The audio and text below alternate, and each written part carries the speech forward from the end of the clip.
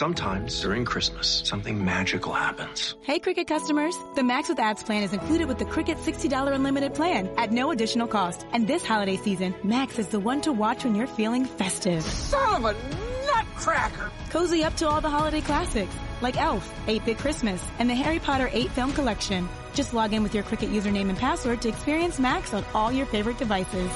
Phone plan streams and standard definition. Programming subject to change. Fees, terms, and restrictions apply. See cricketwireless.com for details. My brother-in-law died suddenly, and now my sister and her kids have to sell their home. That's why I told my husband we could not put off getting life insurance any longer. An agent offered us a 10-year, $500,000 policy for nearly $50 a month. Then we called SelectQuote. SelectQuote found us identical coverage for only $19 a month, a savings of $369 a year. Whether you need a $500,000 policy or a $5 million policy, SelectQuote could save you more than 50% on term life insurance. For your free quote, go to SelectQuote.com. SelectQuote.com. That's SelectQuote.com. SelectQuote. We shop. You save. Full details on example policies at SelectQuote.com/commercials. Hi, everybody. Welcome to a really quick update episode of Pretty Lies and Alibis. I'm Gigi. I'm flying solo today. Fruit Loop was not able to join tonight. It was just really last minute with this news conference today. So before we get started, I just want to give a big shout out to our sponsor. I pointed the wrong way. Two Cool T-shirt quilts. Go to twocooltshirtquilts.com/Pretty Lies and Alibis and start shopping for Christmas. You can get memorial quilts, memorial blankets, all your kids' little cute t-shirts you've had in the closet for a bunch of years like me. So check her out. All right, real quick. The coroner gave a press conference today and revealed the cause of death for Gabby with strangulation. And he estimated that she had been murdered about 3 to 4 weeks before her body was found. So I went back to the timeline to try to figure out about when.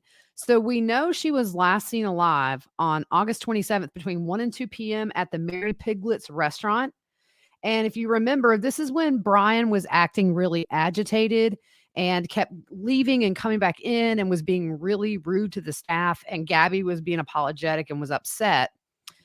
So what's interesting is later that evening, that's when the YouTubers spotted their van on their camera about 6 p.m. when they were driving past into that, I think it's Sprague Creek dispersed campground.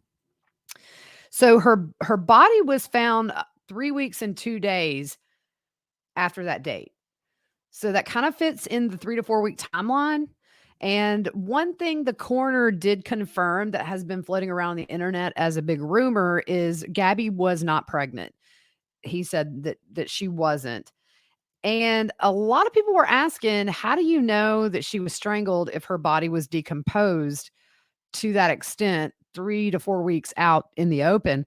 And I know in the past I've covered cases where even if the body's decomposed on the x-rays, they can see the hyoid bone. That is a tongue twister. Say it 3 times fast. And it's a U-shaped bone right here. And it's most of the time only broken during manual strangulation. About 1/3 of the time when in strangulation cases is that bone broken. And it's more likely to be broken during manual strangulation with hands as opposed to a ligature, the pressure from that.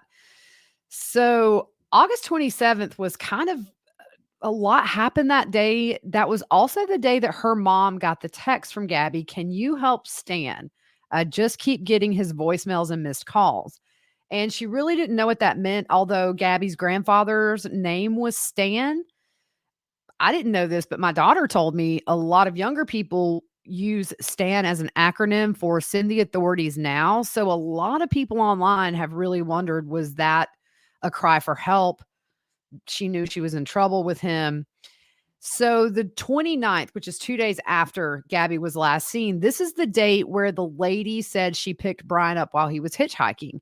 And if you remember, she was going to Jackson, Wyoming, and he kind of freaked out when he found out where she was going. So he wanted out of the car. The next day on August the 30th, her mom got the text, no service in Yosemite, which threw everybody off once we learned about this case because they weren't going to Yosemite. And I kind of wonder if this wasn't a way to buy him some time almost. give him a week or so to figure out what he was going to do, because I think by the 30th, she was probably already dead, because he gets home at September 1st. And I think the license plate reader caught it at like 10:26 or somewhere around 10:30 in the morning. So I did a Google map from this dispersed campground to Northport, Florida, where he lives. And a straight drive would be about 36 to 37 hours. And that would obviously depend on traffic and how many times he stopped. But he could have driven, 18 hours each day and made it. So that would put him leaving on the 30th or the 31st. So I think that kind of matches up with that last text of no service in Yosemite on the 30th, that he was on the road or short to be on the road very soon after that text was sent. So that's kind of all the update that I had. We just didn't want to wait a couple of days to get that out there. And I'm going through these Valo Daybell documents, Fruit Loops, going through the documents. There is so much stuff in there, guys. We have enough content for a lot of episodes, and we're going to start those this week at some point. It's just amazing to get these new glimpses into the craziness that was Lori, Chad, Tylee, JJ, all their lives. And then the impact on families and things like that. It's just devastating. And I definitely try to leave people alone with their religions.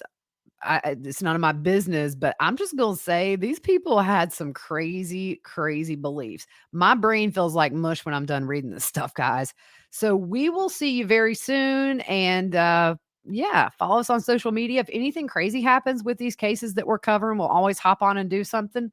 But until then, have a good evening. We'll see you soon. My brother-in-law died suddenly, and now my sister and her kids have to sell their home. That's why I told my husband we could not put off getting life insurance any longer. An agent offered us a 10-year, $500,000 policy for nearly $50 a month. Then we called SelectQuote. SelectQuote found us identical coverage for only $19 a month, a savings of $369 a year. Whether you need a $500,000 policy or a $5 million policy, SelectQuote could save you more than 50% on term life insurance. For your free quote, go to SelectQuote.com. SelectQuote.com. That's SelectQuote.com. SelectQuote. We shop. You save. Full details on example policies at SelectQuote.com/commercials. Why don't more infant formula companies use organic, grass-fed whole milk instead of skim? Why don't more infant formula companies use the latest breast milk science? Why don't more infant formula companies run their own clinical trials? Why don't more infant formula companies use more of the proteins found in breast milk? Why don't more infant formula companies have their own factories instead of outsourcing their manufacturing? We wondered the same thing.